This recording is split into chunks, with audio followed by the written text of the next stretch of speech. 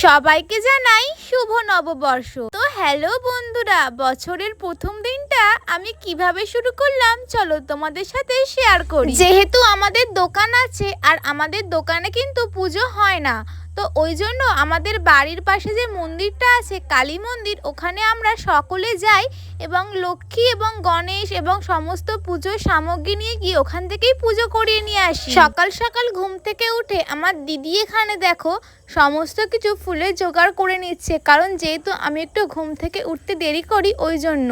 তো দেখো এখানে পুজোর জন্য সব কিছুই নিয়ে আসা হয়েছে, শাড়ি, ধূপ, বাতাসা, ফল, মিষ্টি, মালা এবং সব কিছু আরও যা যা লাগে না সব কিছু এখানে রেডি করছিল আমার দিদি। আর পাশে হচ্ছে যে ওখানে আমার বোন এসেছিল, ও সবসময় আমাদের বাড়িতেই কিন্তু থাকে।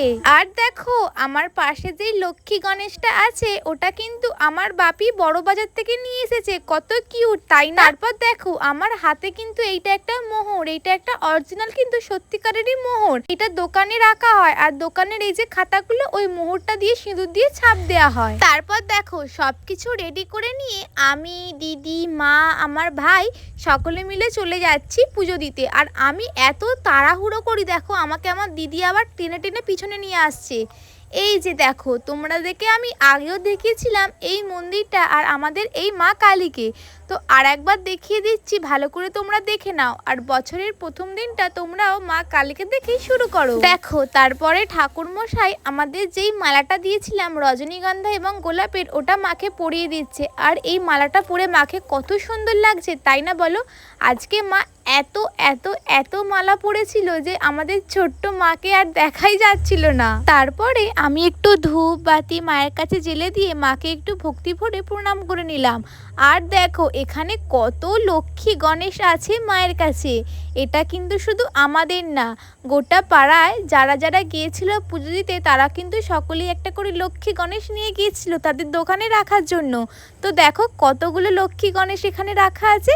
আর এই যে দেখো আমাদের দোকান আর দোকানের লক্ষ্মী গণেশ, কত কিউট তাই না আমাদের লক্ষ্মী আর গণেশটা। তারপরে দেখো আমি যেহেতু দোকানে যাইনি, আমার দিদি গিয়েছিল আর ও আর বাপি মিলে লক্ষ্মী আর গণেশটাকে যেখানে থাকে আমাদের সিংহাসন দোকানের ওখানেই সাজিয়ে রেখে দিচ্ছিল।